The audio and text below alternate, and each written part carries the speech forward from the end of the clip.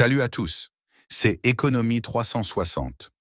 Aujourd'hui, on va se pencher sur un sujet brûlant pour l'avenir économique et social de la France. La situation budgétaire actuelle et les défis qui attendent le gouvernement pour le budget 2025.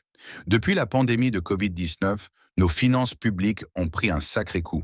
Entre les dépenses exceptionnelles pour amortir la crise et des baisses d'impôts, surtout pour les entreprises et les plus fortunés. Cette combinaison a creusé un déficit inquiétant. Alors, quelles sont les options sur la table? Peut-on redresser les comptes sans sombrer dans l'austérité? C'est ce qu'on va voir ensemble. Premier, la dégradation des finances publiques. On commence par un état des lieux rapide. Entre 2018 et 2023, la France a mis en place d'importantes baisses d'impôts, notamment pour les entreprises et les grandes fortunes. Par exemple, la baisse de l'impôt sur les sociétés a coûté 11 milliards d'euros rien qu'en 2022. De plus, l'impôt de solidarité sur la fortune a été transformé en impôt sur la fortune immobilière, entraînant une perte de 4 milliards d'euros pour le budget de l'État. Et tout ça sans impact mesurable sur l'investissement ou l'emploi. Deuxième, une politique de l'offre critiquée. Le but de ces baisses d'impôts? Stimuler la compétitivité et attirer les investissements. Mais en réalité, les résultats sont mitigés.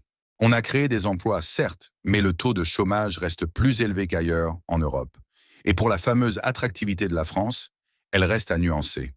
Même si le nombre de projets d'investissement étrangers a augmenté, la création d'emplois associés reste en dessous de pays comme le Royaume-Uni et l'Espagne.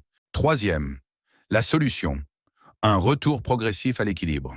L'Observatoire de l'économie propose des alternatives pour éviter une austérité brutale. L'idée serait de renforcer les recettes fiscales tout en recentrant les dépenses.